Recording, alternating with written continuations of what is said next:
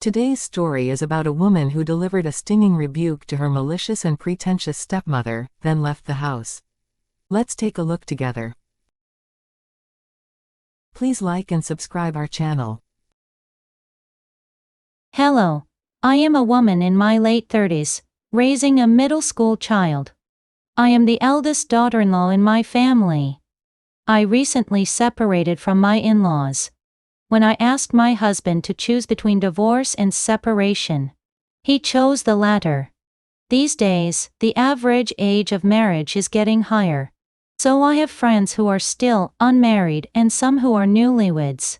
I married my husband when we were both naive and young, in our mid-twenties. We were both college students back then. My family runs a business, so I grew up quite comfortably. Looking back now, I feel like I grew up as a typical middle-class child. But my father had a bit of a show-off tendency. So I thought I grew up very comfortably. Before we got married, my husband talked as if his parents were extremely rich. When we got married, his family was indeed wealthy. All of the assets of my father-in-law were inherited from his father. My father-in-law has never earned any money in his life. He's been living off the inheritance from his grandfather. Recently, he seems to look down on even his own parents. I guess it's because he has already received everything he could from them. And they don't have much left. A few years ago, I often wondered why adults behaved the way they did. But as I got older, I began to understand that the behaviors of adults are often determined by their wealth and assets. It sometimes disgusts me when my father-in-law brags about his wealth, as if he has made a significant contribution to it, and disparages his own siblings. At first, I thought his siblings were pathetic. People who coveted their brother's wealth without doing anything themselves. Because of this influence, I admittedly treated my in-laws and my husband's relatives disrespectfully. So, they are not very friendly towards me. But my father-in-law listens to everything I say, so it's okay. My mother-in-law grew up in a very rural area. She was a country girl who married into a wealthy family in Seoul. Looking at my grandmother-in-law's personality, she is not the type to live with her daughter-in-law, let alone make her daughter-in-law live with her. My grandfather-in-law is also similar. My mother-in-law sometimes brags that she lived a very luxurious life for the first 30 years of her marriage. Even though they are struggling now, and subtly disrespects our family. She even claimed that she was a VIP at a department store in Myeongdong in the early 80s, when she was in her early 20s. My in-laws still don't know how to save money. It's embarrassing, but I was the same until recently. Our family's wealth is in real estate, and we're not cash rich. Where would the money come from for all that spending? It was all mortgage loans.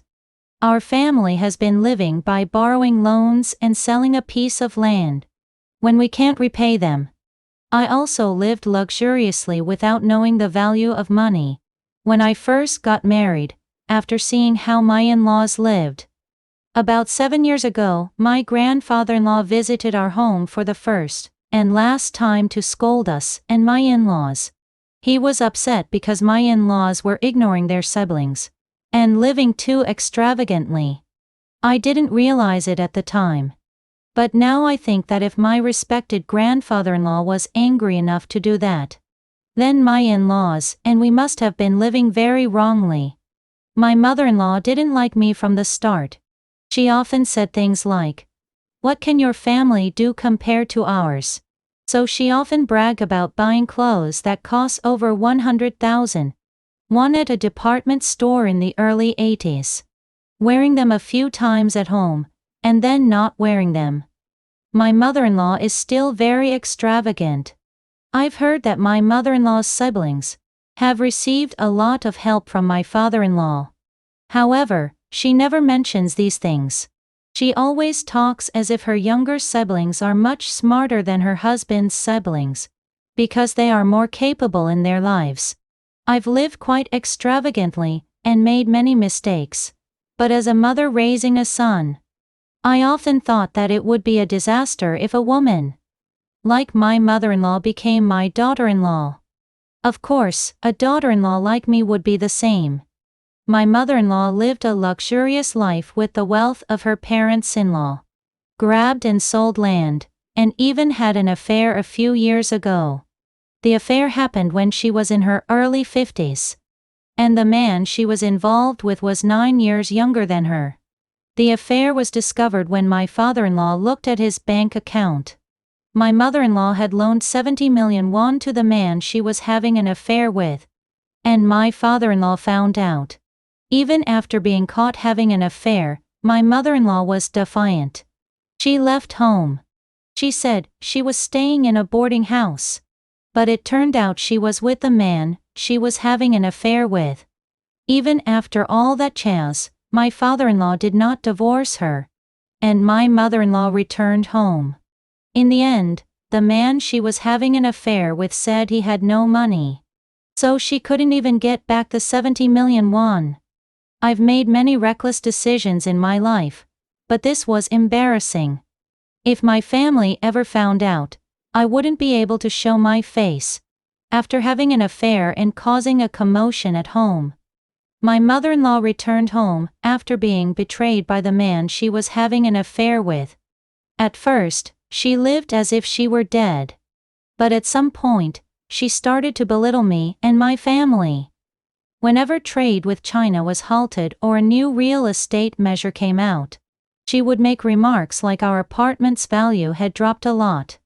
At first, it seemed like she was worried about our family, but when I listened carefully, she was subtly badmouthing our family.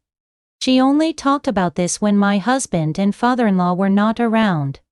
Even good words can get annoying if you hear them over and over. So after hearing my mother-in-law's badmouthing about my family for several years, I thought I needed to either divorce or separate. I couldn't stand it anymore, so I asked my husband to separate. My husband asked how we could afford to get a house to live separately. I said we would find a way. If we didn't separate, I wouldn't be able to live. And I told him about the things my mother-in-law had done when the two of us were together. My husband already disliked his mother because of her affair and extravagant lifestyle. But when he heard my story, he seemed very angry. I told my father everything and said we wanted to separate, but didn't have the money. My father said that when the lease on the apartment he was renting out ended in a few months, we should move in there. I talked to my husband and we agreed to separate. Then, we told my in-laws that we were going to separate. My father-in-law asked why. So I told him everything that had happened with my mother-in-law. My mother-in-law talked as if she was the most unjustly treated person in the world, saying that I was making a fuss over something. She said out of concern for her in-laws. She then clicked her tongue, saying it's a worry, because the eldest son's wife came in wrong. Then she said that I was selfish, claiming that she had taken care of her husband's siblings, and lived without ever visiting her own family during holidays since she was young. I was really taken aback. I told her that she had never fulfilled her role as a daughter-in-law.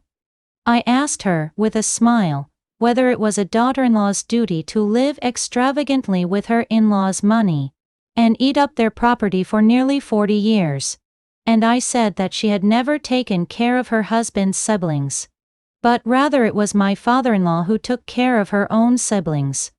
On top of that, I knew very well that she had been lying and causing discord to distance her husband's siblings from her in-laws. I told her that I had seen everything, including her disrespecting her in-laws after taking their wealth. And I mentioned that she had even had an affair, like a top-notch wicked woman. I said, women who have affairs usually have men wooing them and spending money on them. But how ugly must you have been to offer 70 million won to a man to have an affair?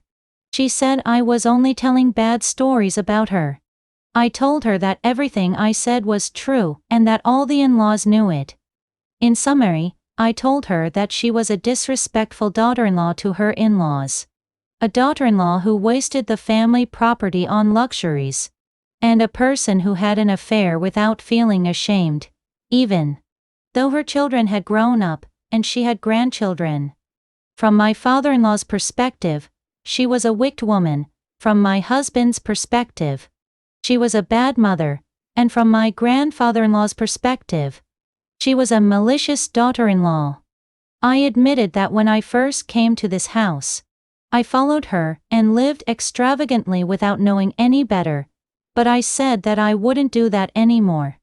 I told her that the reason I wanted to separate was because I was afraid of becoming like her, learning from her while living together and arguing. I told her that everyone knew these facts about her, so she shouldn't act confidently in front of her children and in-law family.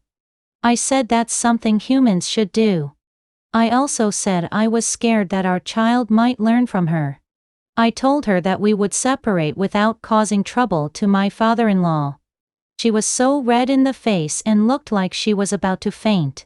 My father-in-law told me that I had been through a lot, and said he would give me the deposit for the apartment my father had.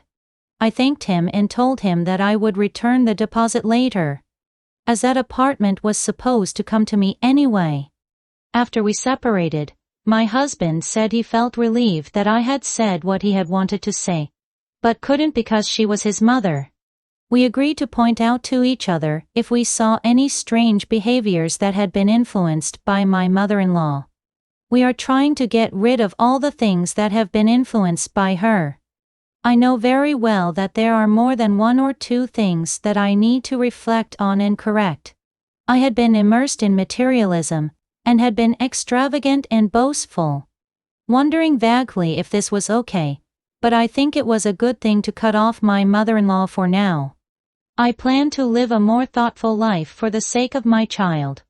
And both my husband and I have various things to correct and improve.